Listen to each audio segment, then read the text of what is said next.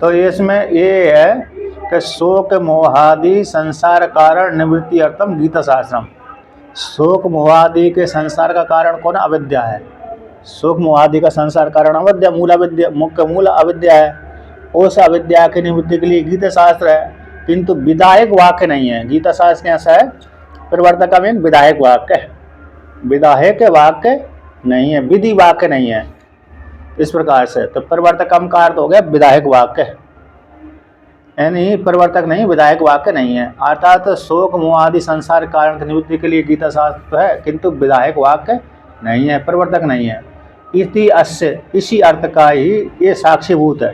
कहते हैं संसार का कारण जो अविद्या आदि है, शोक मोह आदि संसार कारण, उसको हटाने के लिए गीता शास्त्र। उसी प्रकार से इसी अर्थ को बोध कराने के लिए दो ऋचाएँ हैं जो कठोपनिषद की हैं। कौन सी ऋचाएँ हैं? कठोपनिषद की हैं। तो भगवान उन दो ऋचाओं को यहाँ पर क्या करते हैं? उद्धृत करते हैं, लाते हैं, ग्रहण करते हैं, स्वीकार करते हैं। भगवान श्री कृष्ण उन दो ऋचाओं को यहाँ पर 19वें श्लोक के द्वारा और 20वें श्लोक के द्वारा, 19वें श्लोक के द्वारा और 20वें श्लोक के द्वारा उन दोनों ऋचाओं को ग्रहण करते हैं। तो इस प्रकार से यहाँ पर भी वर्णन किया है कि देखो अविद्या आदि की निवृत्ति के कारण शोक मोह आदि संसार की प्राप्ति नहीं होती, और आत्मा के विषय में जो शोक कर रहे हो वो तुमको शोक करने की जरूरत नहीं है, आत्मा अजर अमर है। इसलिए इस अर्थ के साक्षीभूत दो जो ऋचा हैं आनिनाय एन भगवान श्री कृष्ण उनको ग्रहण करते हैं।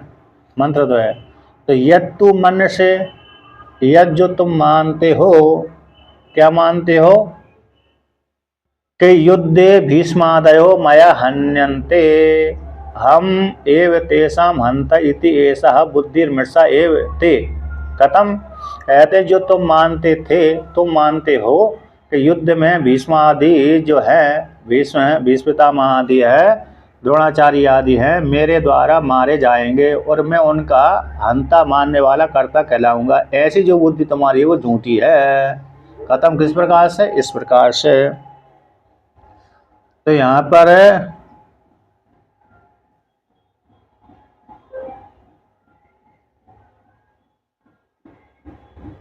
इस प्रकार से यहाँ पर ये शंका आई थी, शोक मोह आदि संसार तो भगवान की कल्पना मात्र हो गई। शोक मोह आदि संसार कारण संसार का कारण निवृत्ति के लिए गीता शास्त्र है, प्रवर्तक विधायक वाक्य नहीं है। तो ऐसी जो शंका आ रही थी, तो मतलब यहाँ पर भगवान श्री कृष्ण की ही कपोल कल्पना है। भगवान श्री कृष्ण की कैसी है? कपोल कल्पना है, ठीक है ना। इस बात क्योंकि भगवान ने ऐसा कहा शोक मोह नहीं करना चाहिए, शोक मोह आदि नहीं करना चाहिए, ये भगवान की ही कल्पना है, कपोल कल्पना है।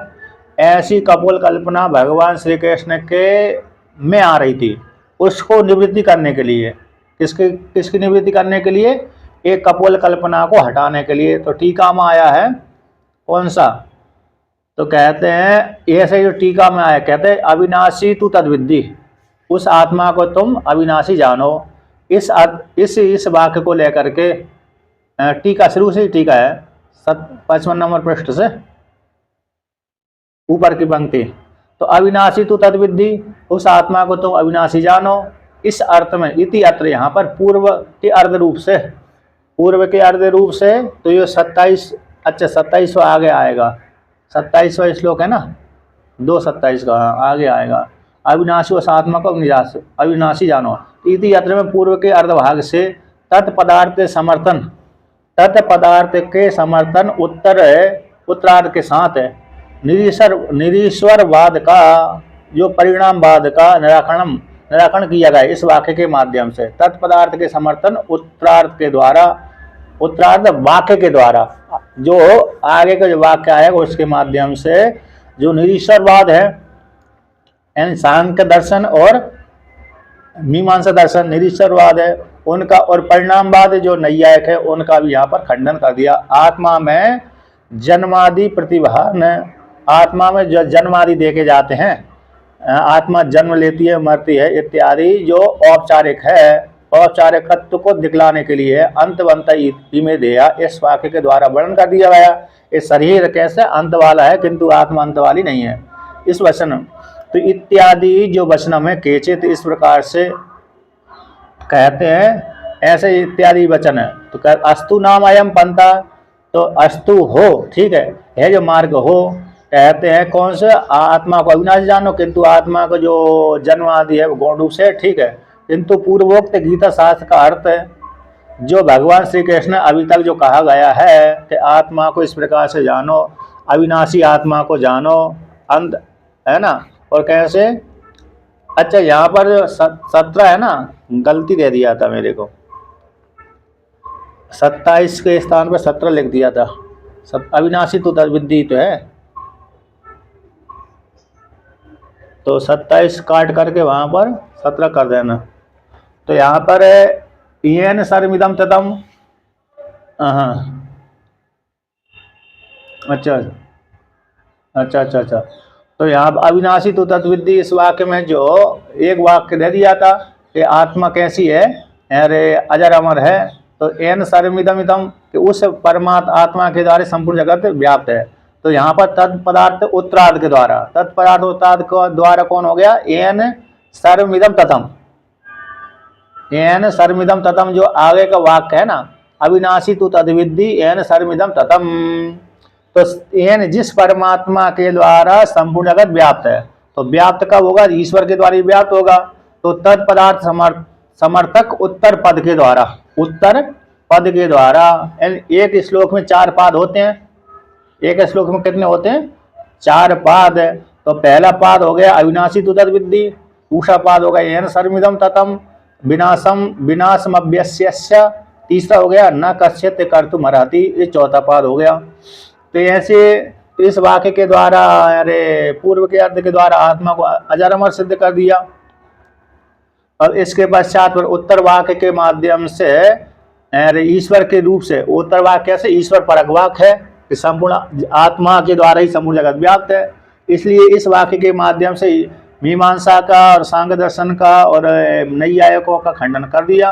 और आत्मा में जो जन्म आदि देखे जाते हैं वो और गौण रूप से हैं, गौण रूप से प्रदर्शन कर दिया। अंतबंत इमें दिया है इस वाक्य के द्वारा, 18वें श्लोक के द्वारा।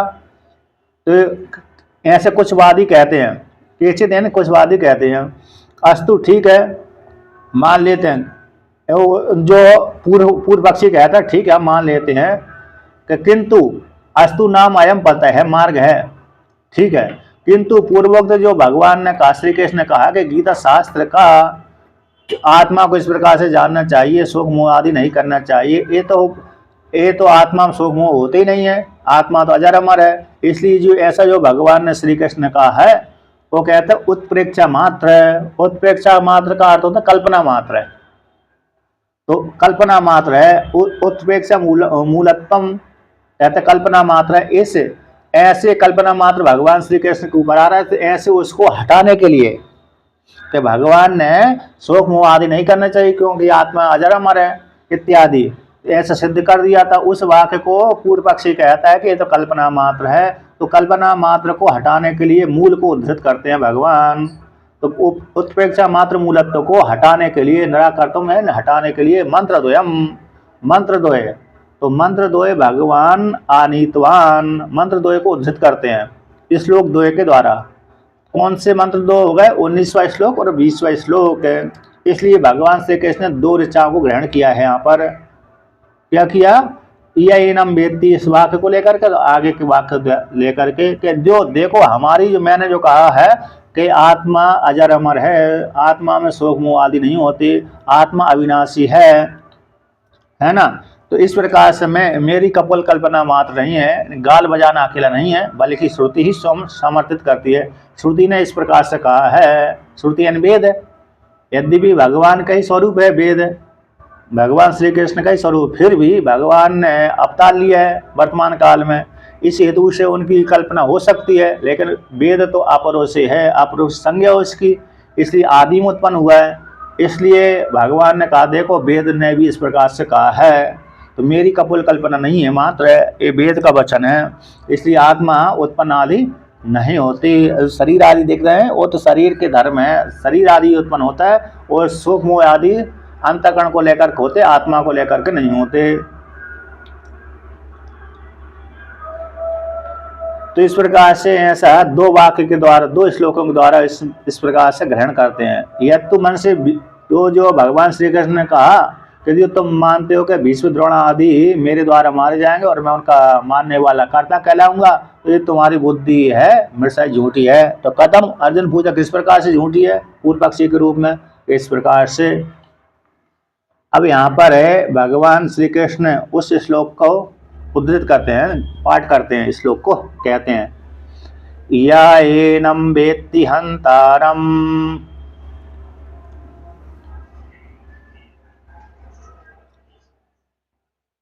यश्चैनम मन्यते हतम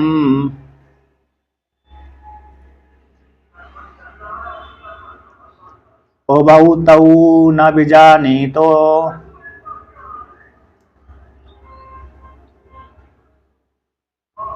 नायम हंति न हन्यते।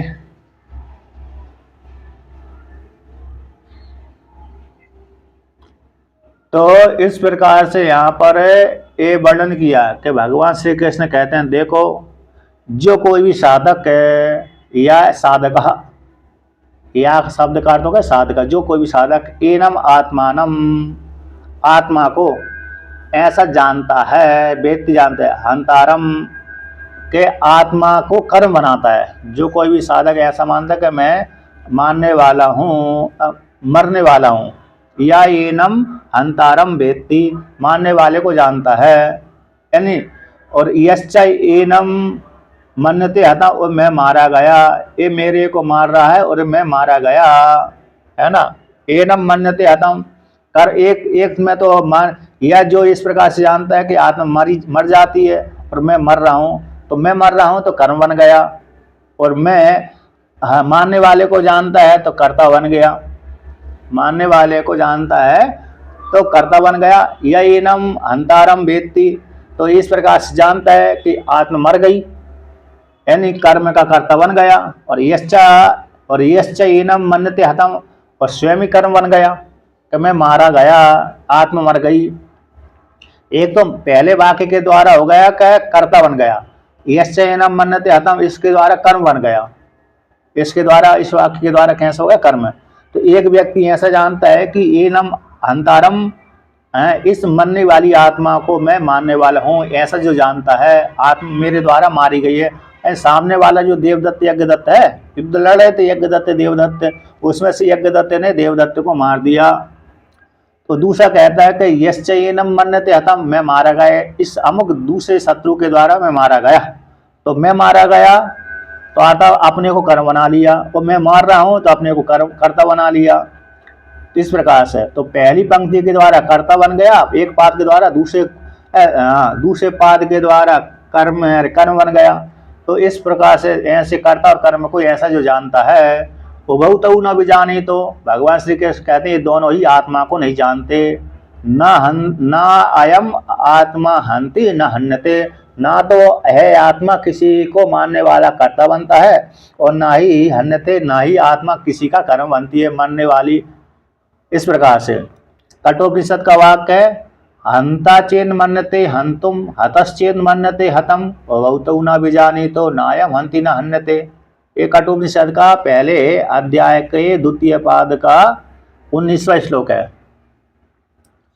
तो हंता चेन मन्यते, ऐसा जो मानता है, हनन करने वाला कर्ता मानता है कि मैंने मार दिया, देवदत्त को मार दिया, हंतुम, है ना, हंतुम मारने के लिए मैं प्रवृत्त हो गया था, मैंने उसको मार दिया।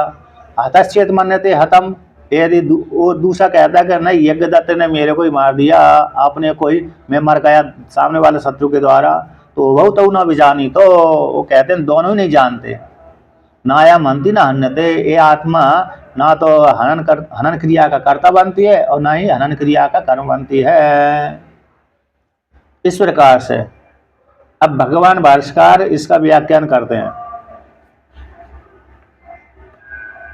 तो कहते हैं या एनम इति, या एनम प्रकृतम देहिनम वेत्ति जानाति हंतारम हरन क्रियायाः कर्तारम, यश्च एनम अन्यो मन्यते हतम दे हनने हतो हम इति हनन क्रियायाः कर्मभूतम ता उभौ न विजानीतो न विज्ञात न ज्ञातवन्तौ अविवेकेन अविवेकेन आत्मानम् अहम प्रत्यय विषयम हंता अहम हतो अस्मि अहम इति देह हननेन आत्मानम् अहम प्रत्यय विषयम यौ विजानीतस्य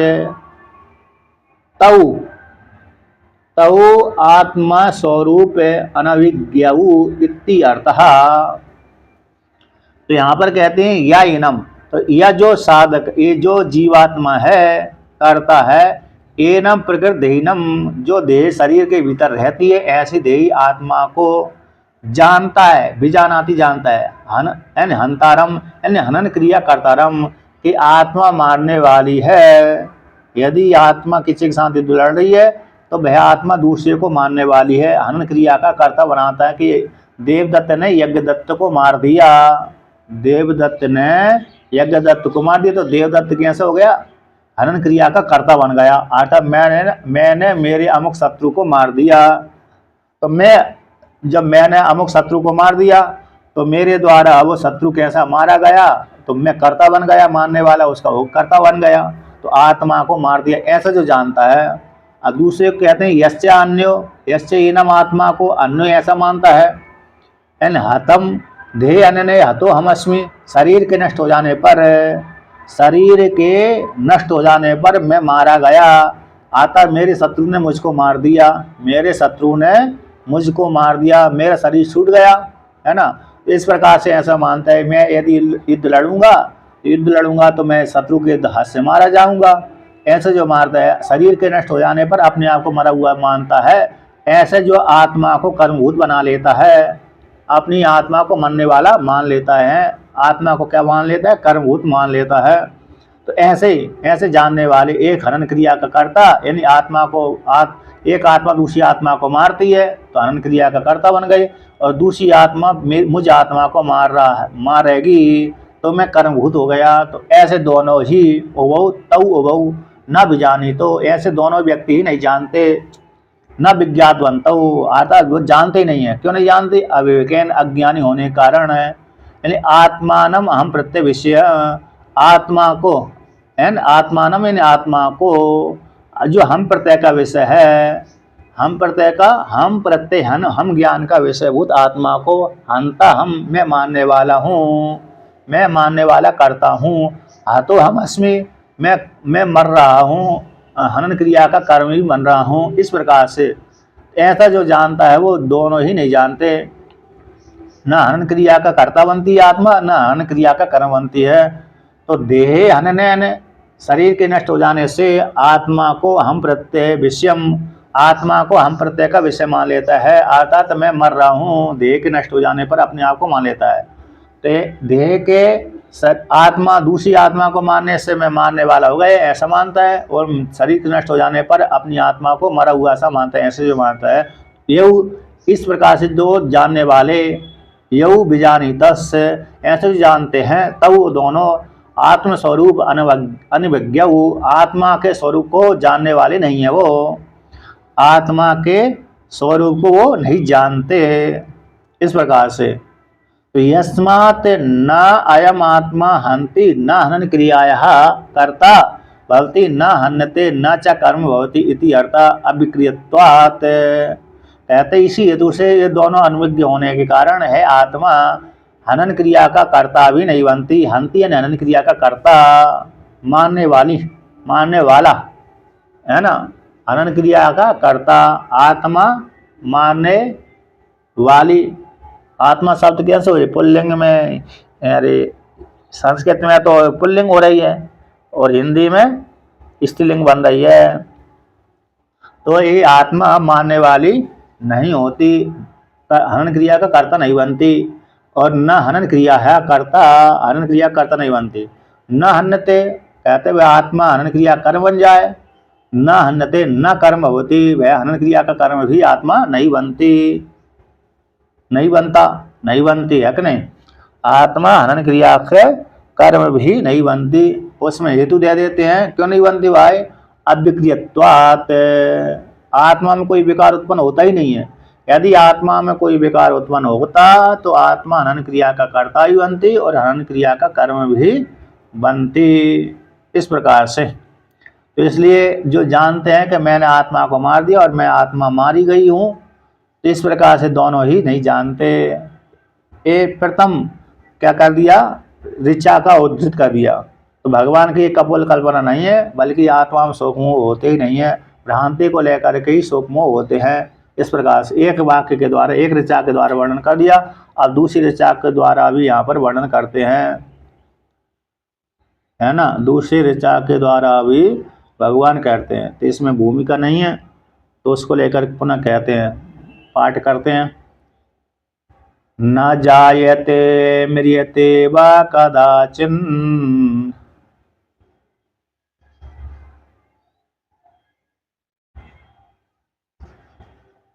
नायं भूत्वा भविता वा न भूयः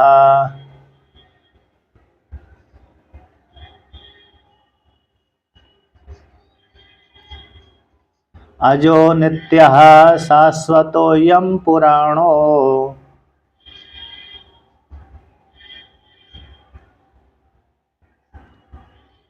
न हन्यते हन्यमाने शरीरे।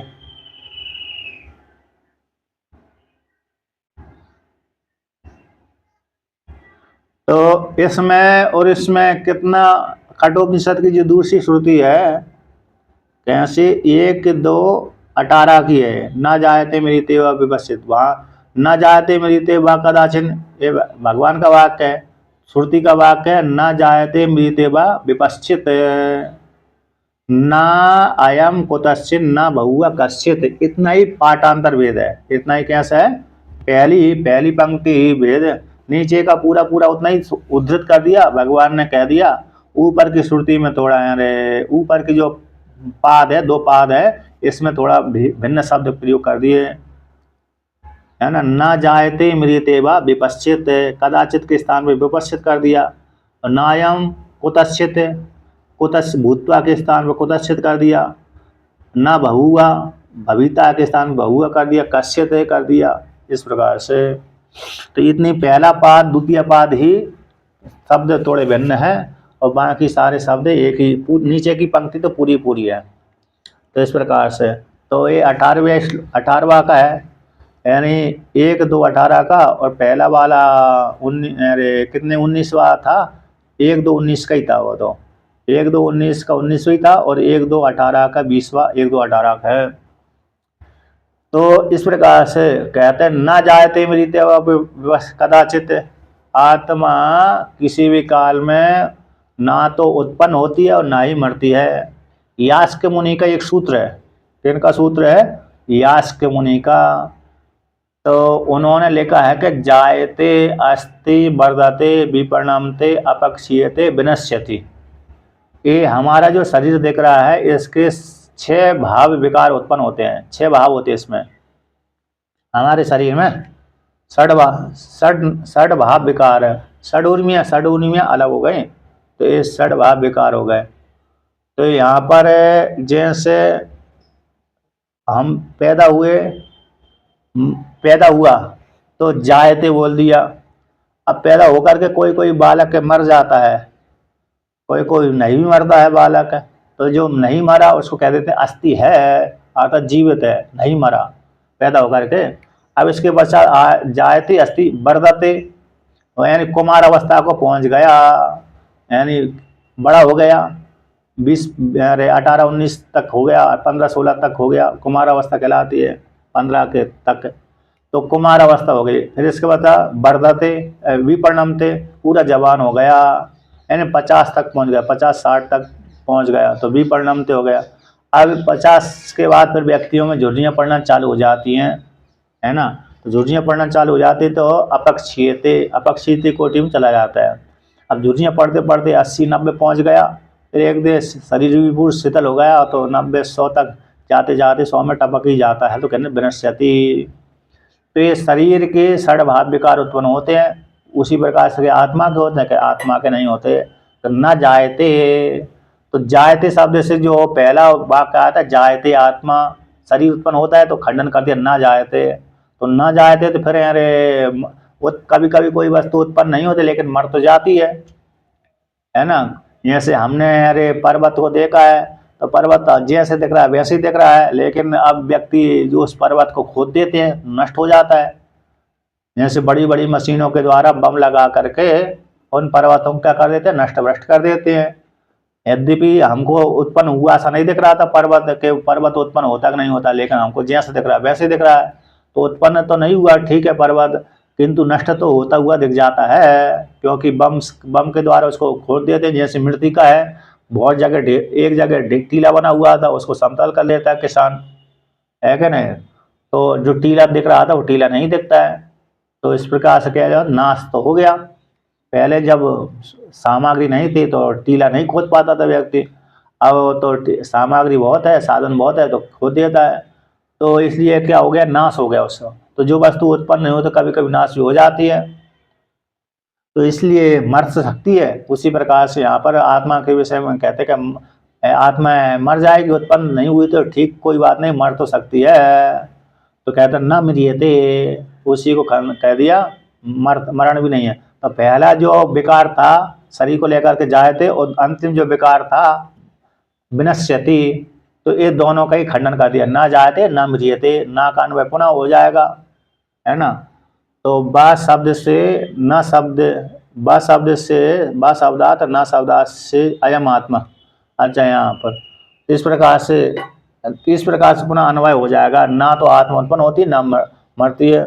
तो दो वाक्य के द्वारा ही बीच के अरे जो चार और विकार थे वो निवृत्त हो जाते हैं। आदि और अंत का निषेध कर दिया तो बीच के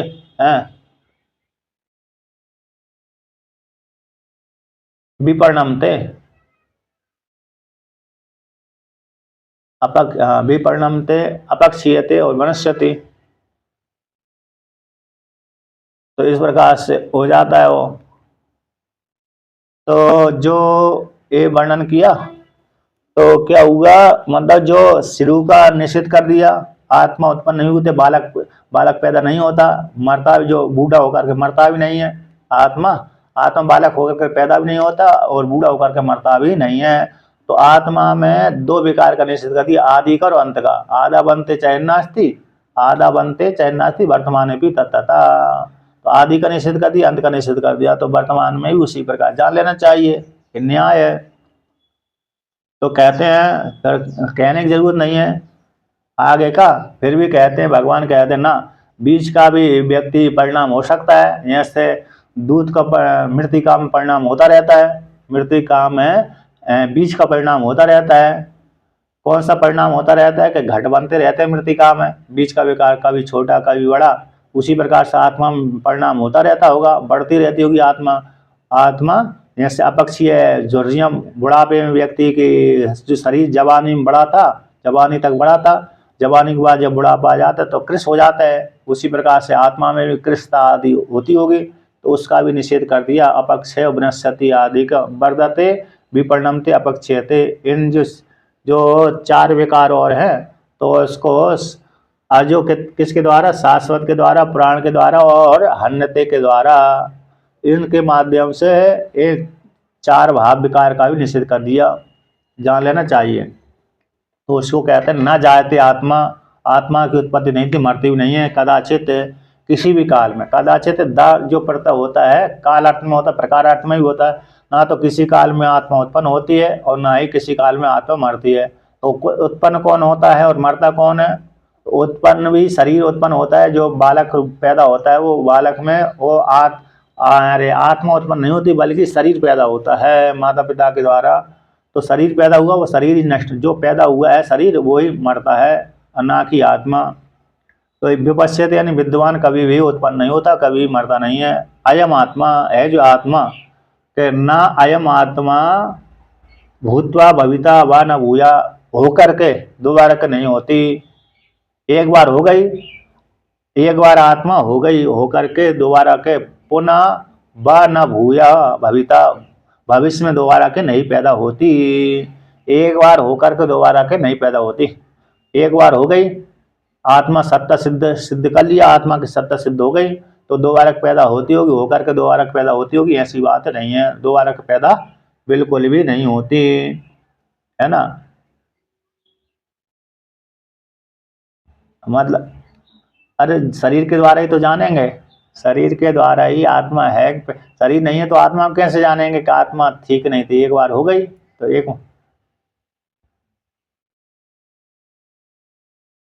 एक बार मतलब पैदा नहीं हुई, मतलब इस प्रकार सत्ता की अभिव्यक्ति हो गई। एक व्यक्ति जब शरीर को लेकर जानता कि हूं मैं, है ना, वो सत्ता को लेकर के शरीर को लेकर के ही व्यक्ति जानता है। अंतकरण को लेकर के, स्थूल शरीर और अंतकरण को लेकर के व्यक्ति जानता है। बिना अंतकरण स्थूल शरीर को तो जानता ही नहीं है। जैसे सुसुप्ति में गया हुआ व्यक्ति नहीं जान पाता, साधन ही नहीं है। जानने के साधन तो जागृत अवस्था स्वप्न अवस्था है।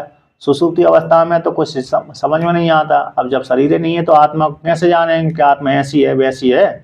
तो इसलिए ऐसा प्रयोग कर देते हैं कि एक बार अयम आत्मा भूत्वा होकर के न पुनः भूया न भविता, है ना। और दोनों का अन्वय कर देते हैं। दोनों का है आत्मा, अरे हाँ, न न न जायते न मरियते। अच्छा, ना का अन्वय ऊपर से कर जाए, अयम आत्मा अयम भूत्वा भविता व न हुआ। अयम आत्मा भूत्वा होकर के पुनः भूया पुनः न भविता नहीं होती। अब तो सिद्ध हो गई, सिद्ध होने के पश्चात पुनः अभाव को प्राप्त नहीं होती। एक बार होकर के दोबारा के अभाव को प्राप्त नहीं होती। अभाव को प्राप्त होकर के पुनः भाव को प्राप्त नहीं होती, है ना। भविता यानी भविष्य में, भविता शब्द का प्रयोग जो भविष्य काल लिंग है, लुट लकार है। तो लुट लकार है तो भविष्य काल में दोबारा पैदा होती होगी कि न पुनः नहीं होती। भूया यानी पुनः दोबारा के नहीं होती। आयम है आत्मा, एक बार हो गई सत्ता सिद्ध हो गई उसकी, तो सत्ता सिद्ध हो जाने के बाद दोबारा फिर पैदा होती होगी कि नहीं होती।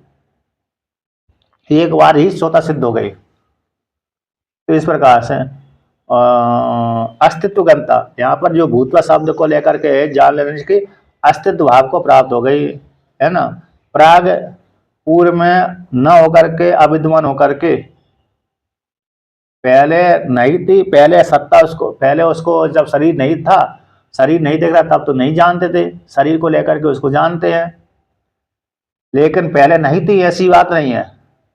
पहले नहीं थी, है ना, पहले आत्मा नहीं थी ऐसी बात नहीं है, लेकिन पहले उस आत्मा को ज्ञान नहीं था।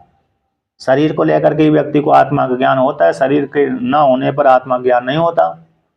इस प्रकार से तो यह आत्मा एक बार होकर के पुनः अभाव को प्राप्त नहीं होती, पुनः दोबारा नहीं होती। इस हेतु से जान लेना चाहिए। और इसका अरे जो व्याख्यान है, हाँ, और दूसरे इस प्रकार से ऐसा भी अर्थ इसका है, एक बार होकर दोबारा नहीं होती। एक बार होकर के भवन क्रिया का अनुभव कर लिया उसने तो पुनः अभाव को प्राप्त नहीं होती। भूया यानी पुनः कैसे, अभावम न भविता। इसका अर्थ ये भी है, एक बार भवन क्रिया का अनुभव कर लिया मैं हूं, इसके पश्चात भवन क्रिया का अस्तित्व स्वीकार करने के पश्चात पुनः वह अभाव क्रिया, पुनः कैसे, अभाव भाव को प्राप्त नहीं होती, अभाव को नहीं प्राप्त होती, पुनः नष्ट नहीं होती, अभाव को जा करके पुनः नहीं होती। अभविता पश्चात अभविता यानी अभावम गंता, अभाव को प्राप्त नहीं होती, अभाव को प्राप्त नहीं होती। इसलिए इस प्रकार से भी अन्वय कर लेना चाहिए। एक बार तो हो गई, लेकिन दोबारा के फिर अभाव को प्राप्त होकर के पुनः प्राप्त नहीं होती, यानी अभाव को नहीं प्राप्त होती, ऐसा जानना चाहिए। अब अभी तो इस प्रकार से पुनः उत्पन्न नहीं होती, एक बार होकर के दोबारा उत्पन्न नहीं होती, ठीक है ना। और आगे के इसमें भगवान भाष्यकार इसका व्याख्यान करेंगे। ऐसे उसमें भाष्य में एक बार तो पैदा हो गई, अब भवन क्रिया का अनुभव कर लिया, फिर दोबारा के फिर भविष्य में पैदा नहीं होती, अभाव को प्राप्त होती नहीं, क्योंकि अभाव को प्राप्त होगी तो दोबारा फिर भाव को प्राप्त होना पड़ेगी, उत्पन्न होना पड़ेगी। इसलिए एक बार हो गई, दोबारा के फिर नहीं होती। तो इस प्रकार से अब आगे कहते हैं, अरे अजो है आत्मा कैसी, अज है, तो अज है तो न जायते थी अजा, न जायते थी अज, आत्मा कैसी उत्पन्न आदि नहीं होती, इसलिए। और कहते हैं नित्य है, तीनों कालों में बनी रहती, भूतकाल भविष्य काल वर्तमान काल तीनों कालों में आत्मा बनी रहती है और शाश्वत है। तो शाश्वत हो जाने से यहाँ पर कहते हैं पहले जायते, जायते शब्द से ही जन्म आदि का निषेध, मृियते से अपक्ष विनश्यति का निषेध कर दिया, अज भी उसी में आ गया, नित्य भी उसी प्रकार से। और शाश्वत शब्द कैसा है, इसका शाश्वत शब्द से अपक्षय का खंडन कर दिया कि आत्मा कैसी है, शाश्वत बनी रहती है उसी प्रकार से, अर्थात छह आदि झुर्रियाँ आदि नहीं पड़ती, उसमें वृद्धि आदि को प्राप्त नहीं होती। तो अयम आत्मा पुराणो पुराणे पुराना होता है नवाई है, वर्धते जो वर्धते का खंडन कर दिया। आत्मा जो जैसे व्यक्ति अरे पाप पुण्य को लेकर वृद्धि और ह्रास को प्राप्त हो जाता है, आत्म व्यक्ति कैसे हो जाता है, पाप पुण्य को लेकर के, पाप को लेकर के ह्रास हो जाता है, पुण्य को लेकर के वृद्धि को प्राप्त हो जाता है जैसे व्यक्ति, उसी प्रकार से आत्मा पाप पुण्य को लेकर के वृद्धि ह्रास को नहीं होती है ना। तो वर्धते का खंडन कर दिया, पुराना होते हुआ अभी नवा है, आत्मा सबसे पुरानी है, पुरानी होने पर भी आत्मा कैसी नई है, पुराण बोलते हैं। पुराना का अर्थ होता है यही होता है, पुराना होता हुआ भी नया नया ही बना रहता है। ऐसे घर मकान आदि तो व्यक्ति के पुराने तो पुराने हो गए, नए नहीं हो पाते, नया बनाना पड़ती है, लेकिन आत्मा कैसे पुरानी हो, सबसे पहले होने पर भी नई है, जवानी है। इस प्रकार से तो वर्धते का खंडन कर दिया। न हन्यते, हन्य माने शरीर, शरीर के नष्ट हो, हन्य माने शरीर, शरीर के नष्ट हो जाने पर न हन्यते, विपरिणाम का भी निषेध कर दिया, हन्यते शब्द से विपरिणाम लेना चाहिए, है ना। तो इस प्रकार से अपक्षय विनश्यति, तो जायते जायते अस्ति, आज है नित्य, नित्य शब्द से हाँ बनी है, आज है नित्य है बनी रहती है, इस शब्द से वो भी ले लीजिए कि अस्थि है मरी नहीं है, तो नित्य ही रहती है इसलिए अस्थि बनी रहती है। तो आज है नित्य है शाश्वत है और प्राण है, और कैसे शरीर नष्ट हो जाने पर नष्ट को प्राप्त नहीं होती, विपरिणाम का भी खंडन कर दिया।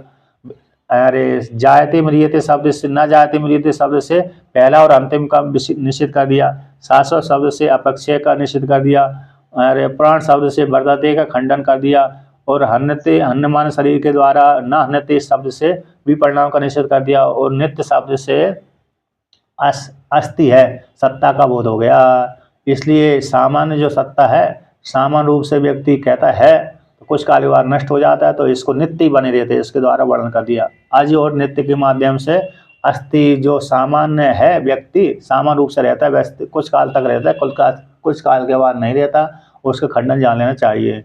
तो छह जो शरीर के धर्म थे वो आत्मा में नहीं है, ऐसा जान लेना चाहिए। अब आगे वर्णन करते हैं, भाष्य में देखिए, भाष्य में इस प्रकार से ये लगेगा। अब कहते हैं न जायते, न जायते, तो कहते हैं न जायते हैं सर्व क्रिया रहत्य प्रदर्शन के द्वारा हेतु को विस्तार पूर्वक मंत्र को यहाँ पर पाठ करते हैं। अभिक्रियत्व जो पहले एक रूप दिया था, हेतु दिया था अभिक्रियत्वात्, कहाँ पर दिया था अभिक्रियत्वात्, 19वें को भाष्य का अंतिम पंक्ति जो थी कि आत्मा अभिक्रिय स्वरूप है, तो हेतु जो हेतु है तृतीयांत और पंचम्यांत हेतु कहलाता है। तृतीय विभक्ति वाला पद आएगा तो वो भी हेतु कहलाएगा, और पंचमी विभक्ति वाला जो शब्द आएगा वो भी हेतु कहलाएगा। तो इस प्रकार से तो जो आत्मा में जो हेतु दिया था इस हेतु को कि आत्मा अभिक्रिय उत्पन्न आदि नहीं होती, शरीर के नष्ट होने पर ना तो आत्मा हनन क्रिया करता बनती है और ना हनन क्रिया का कर्म बनती है, उसको यहाँ पर विस्तार पूर्वक मंत्र का पाठ करते हैं कि न जायते न उत्पद्यते जनी लक्षण वस्तु विक्रियाम न आत्मनो विद्यते इत्यर्था। न जायते है न उत्पद्यते, यानी जनी लक्षण, जनी प्रादुर्भावी धातु से जनी, तो जनी प्रादुर्भावे जनी लक्षण वाली जो वस्तु होती है, तो वस्तु विक्रिया, वस्तु जो उत्पन्न होती है वो वस्तु में विकार प्राप्त हो जाता है। ऐसी वस्तु विक्रिया का जो धर्म है, उत्पन्न होने वाली वस्तु का जो धर्म है, उत्पन्न होने वाली वस्तु का जो धर्म है आत्मा में न विद्यते। जैसे घट घट उत्पन्न होता है, वस्तु क्रिया रूप जो धर्म है घट की उत्पत्ति होती है, घट की उत्पत्ति होती है। तो घट की उत्पत्ति हो जाने पर वहाँ पर जो क्रिया हो रही है उसमें घट में उत्पन्न वाली क्रिया उत्पन्न हो रही है। तो उसी प्रकार से आत्मा में क्रिया उत्पन्न हो जाए, क्रिया लग जाए कि आत्मा उत्पन्न होती है, तो कहते हैं ना ना आत्मनो विद्यते। वस्तु क्रिया की जनि लक्षण जो वस्तु क्रिया है उस विक्रिया की प्राप्ति आत्मा में प्राप्त नहीं होती, अर्थात आत्मा उत्पन्न नहीं होती। अब आगे कहते हैं तो जन्म मरण विक्रिया द्वय का प्रतिषेध साधति नायम आत्मा न म्रियते। न म्रियते ब शब्द चारते, तो यहाँ पर जो न जायते म्रियते ब, तो ब शब्द यहाँ पर चार्थ में चार शब्द का अर्थ होता और चार शब्द का अर्थ हो गया और, जैसे न जायते और न मरते, न म्रियते न मरण भी नहीं होता। इस प्रकार से तो यहाँ पर कहते हैं बस अब चारते, तो मरण भी उसी प्रकार से नहीं होता। न मरियते चाइति अंत विनाश लक्षण विक्रिया प्रतिसिद्धते। न मृति इस वाक्य के द्वारा कह दिया अंत जो विनाश लक्षण होती है, जायते अस्ति वर्धते विपणमते अपक्षीयते विनश्यति। तो विनश्यति जो शरीर का धर्म है विनाश, अंत में विनाश लक्षण विक्रिया है और विक्रिया का निषेध कर दिया। इस प्रकार से अब आगे वर्णन करते हैं अज कदाचित, है ना, कदाचित अज कहाँ शब्द आया,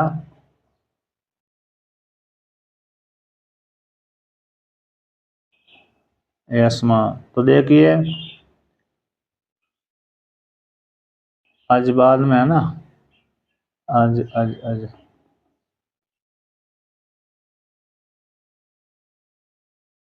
तो यहाँ पर जो टीका आई ना तो मूल के लिए लिया क्या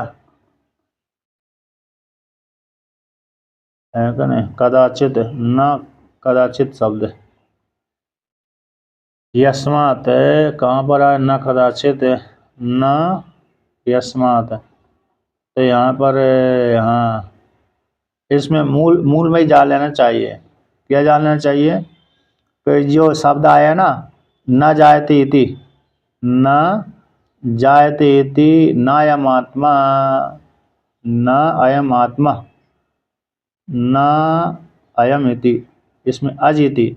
तो अजो इति अजो इति अजो इति जो अजो नित्य शब्द आया ना, तो इस वाक्य को ले लेना चाहिए।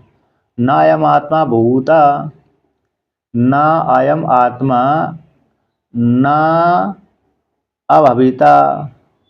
हे आत्मा होकर के, अभूत्वा न होकर के, यहाँ पर तीन, यहाँ पर जो टीका में आया अयम आत्मा है जो आत्मा है, अभूत्वा, अभूत्वा यानी अविक्रिय, अभूत्वा शब्द के चौथी न सद्भावम गंता, सद्भाव को प्राप्त नहीं होती, सद्भाव को प्राप्त नहीं होती। तो प्राग सद्भाव को प्राप्त नहीं, सद्भावम न गंता, सद्भाव को प्राप्त नहीं दिख नहीं रही थी। तो प्राग अभूत्वा पहले न होकर के 5 नंबर टिप्पणी में दिया है।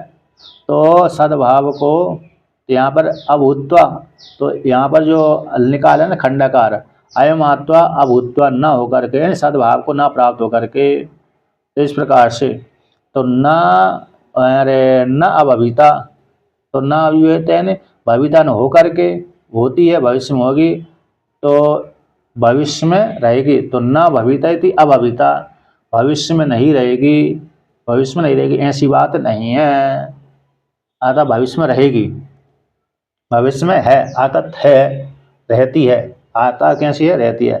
तो कहते न ब अभूत्वा भूयो भविता, है तो न हो करके, यानी प्राग अभूत्वा दूसरा करते हैं, प्राग पूर्व में, प्राग यानी पूर्व में, अभूत्वा न होकर के, अविद्वान, अविद्वान भूतवा न होकर के, भूतवा होकर के, भूया न होकर के, होकर न होकर के, अभूत अविद्वान, अविद्वान नहीं थी ऐसे होकर के, पुनः न भविता, पुनः नहीं होती, यानी अविद्वान होकर, पहले विद्वान नहीं थी तो अविद्वान, अविद्वान होकर के पुनः नहीं होती, अविद्वान दिख नहीं रही थी, दिख नहीं रही थी, लेकिन कहते न होकर के भूयो न भविता, भूया पुनः नहीं होती, न होकर के हो न हो करके, ऊतेन हो करके, अविद्यमान हो करके, इन विद्यमान नहीं थी, तो भूया पुनः न भविता, पुनः भविष्य में नहीं होती। अर्थात एक अरे सद्भाव को प्राप्त नहीं थी, पहले सद्भाव को प्राप्त नहीं थी, लेकिन नाम रूप से अभिव्यक्त नहीं थी, लेकिन थी। ऐसे प्रत्यक्ष नहीं थी, आत्मा पहले प्रत्यक्ष नाम रूप से अभिव्यक्त नहीं थे, लेकिन नहीं थी ऐसी बात नहीं थी। नाम रूप के द्वारा जगत, जो जगत दिख रहा है ना, जगत भी नाम रूप से अभिव्यक्त नहीं था, कारण रूप से था। उसी प्रकार वो कारण रूप कौन थी? आत्मा थी। अब पहले अभूतवा यानी पहले नहीं थी ऐसी बात नहीं है, अविद्यमान होकर के, पहले विद्यमान नहीं थी, अभूत भूतवा होकर के, यानी अभूतवा न होकर के, तो न अविद्यमान होकर के, अविद्यमान प्रत्यक्ष न होकर के, लेकिन थी, अपना होकर के पर न दोबारा के नहीं होती। इस प्रकार से यहाँ पर जानना चाहिए। अर्थात आत्मा पहले इस प्रकार से नहीं दिख रही थी कि मैं हूँ, लेकिन शरीर के माध्यम से जानी जाती है कि है। एक बार भवन क्रिया को उसने कर्ता मान लिया, फिर वो दोबारा फिर अभाव को प्राप्त नहीं होती। अब उसी को और आगे आगे कहते हैं, यहाँ पर भाष्य में कहते हैं कि कदाचित शब्द, कदाचित शब्द सर्व विक्रिया प्रतिषेध ही संबंधते, न कदाचित जायते न कदाचित मृत्यते इति। एवं कहते कदाचित जो शब्द है संपूर्ण विकारों के निषेध करने के लिए है, सर्व विक्रिया प्रतिषेधों के साथ संबंध हो जाता है। कदाचित शब्द है सारे जो विकार है, षड भाव विकार जो शरीर के धर्म है, उनके साथ संबंध हो जाता है, तो सारी विक्रिया के निषेध के साथ संबंध हो जाता है। न कदाचित जाते न कदाचित मृत्यते, ना तो कभी उत्पन्न होता है, ना कभी मरता है, और ना ही अरे अन्य जो भाव विकार है अपक्षय वर्धते विपणमते इत्यादि, इनके साथ भी ये कदाचित शब्द जुड़ जाता है। इस प्रकार से जान लेना चाहिए। अब पुनः आगे कहते हैं,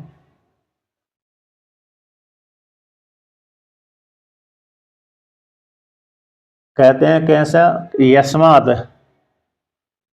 के अंत विक्रिया के अभाव में हेतु रूप से अयम आत्मा इत्यादि को कहते हैं कि यस्मात् अयम आत्मा भूत्वा यानी भवन क्रिया अनुभूय पश्चात अभविता यानी अभावम गंता न भूया पुनः तस्मात् न म्रियते।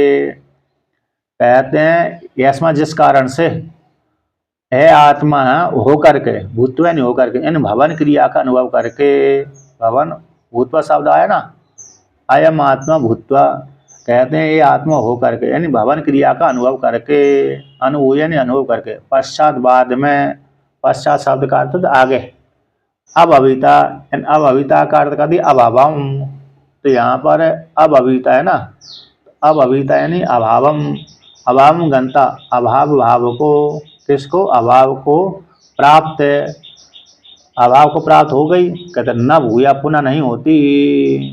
एक बार अनुभव को प्राप्त हो गई तो अभाव को गंत, अभाव को चली गई, तो न भूया पुनः अभाव को प्राप्त नहीं होती। यानी जो हो गई तो हो गई, एक बार भवन क्रिया का अनुभव कर लिया तो दोबारा का फिर है अभाव को प्राप्त नहीं होती, तो मरती नहीं है। अर्थात मर करके फिर पैदा होगी तो नहीं, मर करके भी पुनः पैदा नहीं होती, मर करके भी पुनः पैदा नहीं होती। तो एक बार भवन क्रिया का अनुभव करके, एक बार सत्ता सिद्ध कर ले, भवन क्रिया भू धातु का क्रिया, तो भू धातु भू सत्तायाम धातु है, भवन क्रिया का मतलब भू धातु, तो भू धातु कैसी सत्ता का बोध कराती है कि मैं हूँ, तो मैं हूँ तो अब अपने आप को जानता है व्यक्ति कि मैं हूँ, ऐसी भवन क्रिया का अनुभव कर लिया। बाद में अभविता, अभविता ने अभावम गंता, अभाव को भाव को प्राप्त हो जाता है, न अभाव को प्राप्त हो जाता है, न भूया पुनः दोबारा का अभाव को प्राप्त नहीं होता। तो जब अभाव को प्राप्त नहीं होता इसी हेतु से न मृत्यते, आत्मा मरती भी नहीं है। अब जो उसको कहते हैं यो ही भूतवा न भविता स मृत्यते उच्यते लोके, जो लोक में कहते हैं जो होकर के, लोक में मतलब ये पंक्ति का अर्थ हो गया है कि जो आत्मा हो करके इन भवन क्रिया का अनुभव करके पश्चात अभाव को प्राप्त नहीं होती, पुनः अभाव को प्राप्त नहीं होती, उसको संज्ञा हो जाती कि वह मरती भी नहीं है। और जो वस्तु यो ही भूतवा न भविता सम्रियते, कहते जो हो करके, जो वस्तु एक बार हो करके भविता भविष्य में न रहे, न स्थास्यति, न भविता शब्द का अर्थ हो गया न स्थास्यति, इन भविष्य में न रहे। सब म्रियते इति उच्यते, लोके, लोक में कहते हैं उसको मर गई, है ना। लोक में किसको कह देते हैं कि जो वस्तु हो करके भविष्य में ना रहे, सब म्रियते कहलाती है, भविष्य में नहीं रहेगी, इसलिए उसको मरण कह देते हैं लोके, इस प्रकार से। और जो होकर के दोबारा कभाव को प्राप्त नहीं होती उसको कहते हैं मरती भी नहीं है। कहते यहाँ पर है न अयम भूत्वा भविता व न भूया, तो वहाँ पर जो ब शब्द है, ब शब्द और न शब्द है, बा न, ब शब्दात न शब्दात, तो ब शब्द से और न शब्द से अयम आत्मा है जो आत्मा है ना। ब शब्द से और न शब्द से तो अयम आत्मा, तो अयम आत्मा, अयम शब्द जो आत्मा का वाचक है कि आत्मा इस प्रकार से नहीं प्राप्त होती। आत्मा अभूत्वा, अभूत्वा यानी प्राग अविद्यमान सन, पहले विद्यमान नहीं थी, भूतवा थी, भूतवा हो करके, और न भूतवा थी, अभूतवा न हो करके, अविद्यमान न हो करके। तो भविता तो अस्तित्व गंता, पहले न हो करके, अविद्यमान होती हुई, अविद्यमान होती हुई, न हो करके यानी प्राग पूर्व में, अभूतवा यानी अविद्यमान सन, अविद्यमान सन, तो विद्यमान यानी रहती है और न विद्यमान यानी अविद्यमान, तो न विद्यमान होती हुई। भविता यानी अस्तित्व गंता, अस्तित्व भाव को प्राप्त होती है वह, देह के बाद देह के समान न भूया, देह यानी स्थूल शरीर के समान न भूया, पुनः तस्मात् न जायते। जैसे यहाँ पर कहते न, पहले कहते जैसे आत्मा, जैसे जो अभूतवा पहले नहीं थी, अब अस्तित्व भाव को प्राप्त हो गई, अस्तित्व भाव को प्राप्त हो गई। जैसे शरीर हो गया, शरीर कैसा पहले नहीं था, माता पिता के द्वारा पैदा हुआ, पैदा होने से पहले वो शरीर नहीं था, किंतु माता पिता के द्वारा पैदा हो गया, पैदा हो जाने के पश्चात भाव को प्राप्त हो गया, तो उसको कहते हैं पिना। तो जिस प्रकार से शरीर जो पैदा हो जाता पहले अभाव को प्राप्त था, फिर बाद में पैदा हो गया, तो जैसे शरीर का धर्म है उसी प्रकार से आत्मा नहीं होती, उसी प्रकार से आत्मा ऐसी नहीं होती। न भूया यानी पुनः न जायते, न भूया शरीर उत्पन्न होता है उसी प्रकार से आत्मा उत्पन्न नहीं होती। यह शरीर पहले विद्यमान नहीं था तो भविष्य काल में दिखने लगा, वर्तमान काल में दिखने लगा, भूतकाल में शरीर नहीं था, अब भूत तो यानी नहीं था, लेकिन वर्तमान काल में दिखने लगा, जैसे शरीर दिखने लगा, उसी प्रकार से आत्मा ऐसी नहीं होती, पहले नहीं थी, ऐसी बात नहीं है। और भविष्य का और वर्तमान काल में हो गई तो भविष्य काल में नहीं रहेगी, ऐसी बात नहीं है। न भूया यानी पुनः, न भूया यानी पुनः उसको उत्पन्न नहीं होती, तो इसलिए हेतु से न जायते उत्पन्न भी नहीं होती।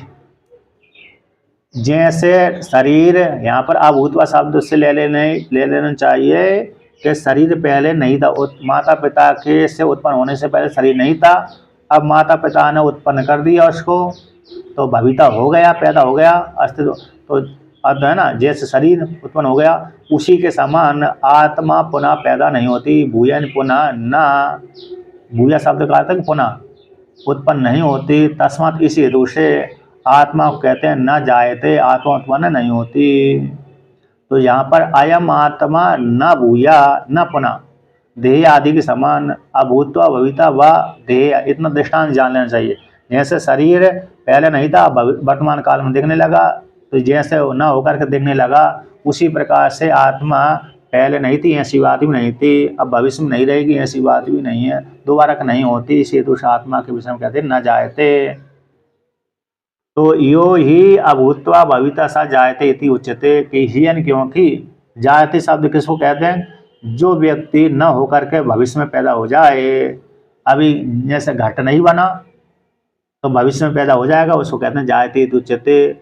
न एवं आत्मा अतो न जायते, इसी प्रकार से एवं आत्मा होगी ऐसी बात नहीं है, आत्मा इस प्रकार से उत्पन्न नहीं होती, इसी हेतु से कहते हैं न जायते, यानी न होकर के उत्पन्न नहीं होती बल्कि होकर के उत्पन्न होती है आत्मा, पहले से थी विद्यमान, लेकिन तो दिख नहीं रहती आत्मा, और उसको शरीर आदि धर्म नहीं था, शरीर आदि धर्म होता तो दिख जाती, शरीर आदि को लेकर के आत्मा दिखती है, अभिव्यक्त होती है।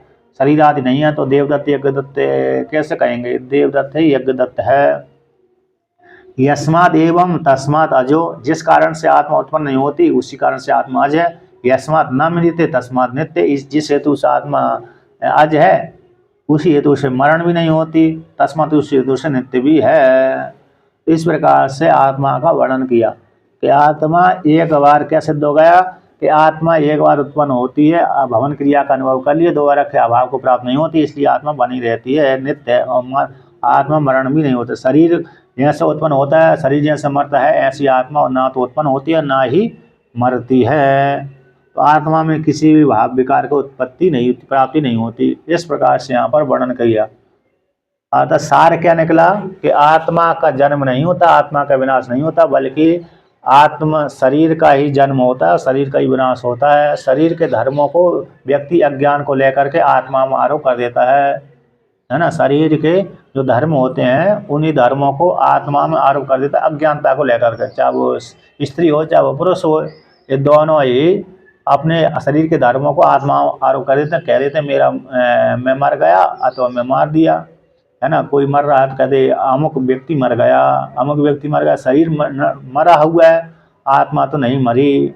अच्छा, स्वतः सिद्ध भी करते हैं सामान्य व्यक्ति स्त्री पुरुष कि हमारे पिताजी या तो माताजी स्वर्गवास हो गया, है ना। एक वाक्य तो ऐसे भी सिद्ध कर देते हैं, जब मर जाता है तो व्यक्ति कहता है कि हमारे पिताजी स्वर्गवास हो गया, तो आत्मा को मारते भी नहीं हो, दूसरी एक प्रकार से मार भी देते हैं कि आत्मा मर गई, हमारे पिताजी मर गए, ऐसा बोल देते हैं। और दूसरी प्रकार से फिर वही कह देता है हमारे पिताजी का स्वर्गवास हो गया। तो स्वर्गवास शब्द कह देने से वो आत्मा को मारा नहीं, उन्होंने शरीर को मार रहा है कर अकेला, तो आत्मा को दूसरे स्थान पर स्थानांतर कर दिया। तो सत्य भी सिद्ध कर देते हैं और मार भी देते हैं। सामान्य व्यक्ति आत्मा को क्या कर देते हैं, सत्य भी सिद्ध कर देते हैं, आत्मा को मारते भी नहीं और मार भी देते हैं, दोनों प्रकार से प्रयोग कर देते हैं। तो आत्मा में षड्भाव विकार बिल्कुल भी नहीं है, शरीर में ही षड्भाव विकार है, ये इस प्रकार सिद्ध किया। अब आगे का जो भाष्य है ना वो कल करेंगे।